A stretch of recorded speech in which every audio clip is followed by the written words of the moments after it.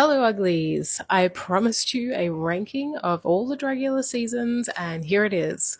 I will be going from least favorite to most favorite, and yes, it's going to be controversial. You're probably going to come for me in the comments, but this is my ranking. This is how I feel.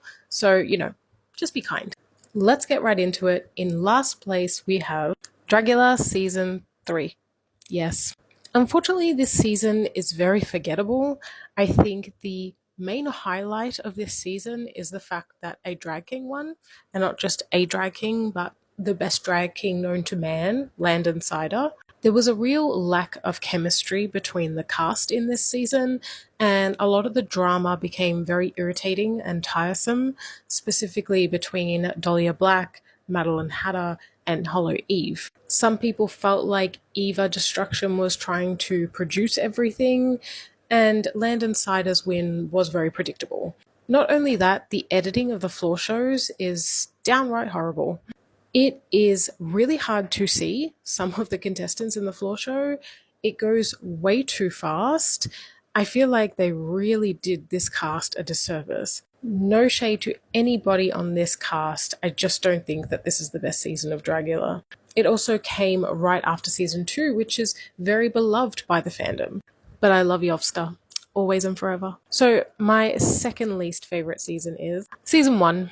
It was the beginning. It was very low budget. It was very gritty. It was starting out, so it hadn't really fleshed itself out yet, if you will. With this franchise just starting out, they didn't really take the time to build on any storylines or overproduce it. They weren't super keen on aesthetics. There is something charming about it though, and I do like rewatching season 1. And Vanda is one of my favorite winners from Dragula. I think that's why I couldn't put it in last place. There's this real raw energy to this season that we've just never seen again since. Alright, coming in third last, you guys are about to hate me and unfollow me for life. It's season 2. I'm so sorry. I know this is a big favourite in the fandom. It's not mine. I've talked about this before in the past, but I am one of those people that really wanted James or Victoria to win over Bitch Pudding.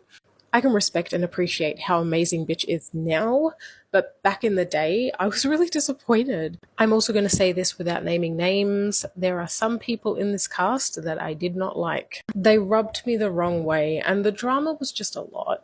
Also, is it weird to say that I prefer the new and improved version of Dali over this version of Dali? Having said all that, what I do love about this season are the challenges. I think the Hellraiser one is one of my favorites across the entire franchise.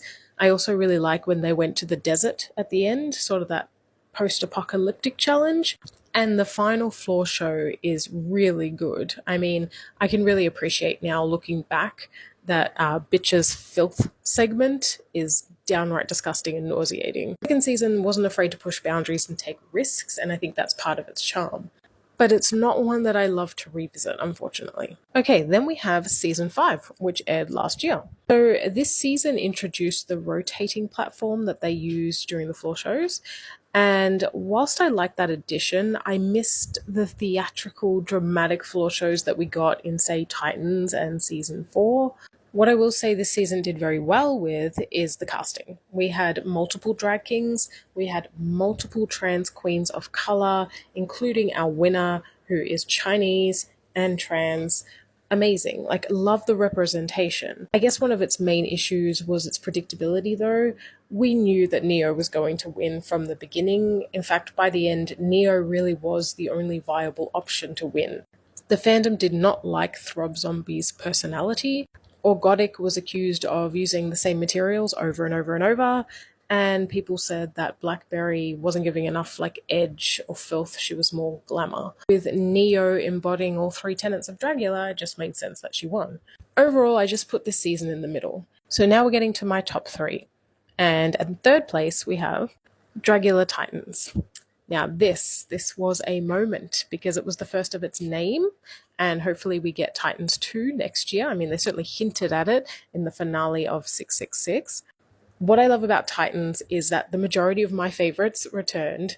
I was so happy to see artists like Victoria compete again, Hoso, Astrid, Eva, Melissa B. Fierce, Coco Kane, Yovska, etc. This season had many, many twists and turns. They kept it interesting right up until the very end, but it was the end that disappointed viewers because instead of seeing Victoria get crowned, they just showed us a portrait with her picture in it.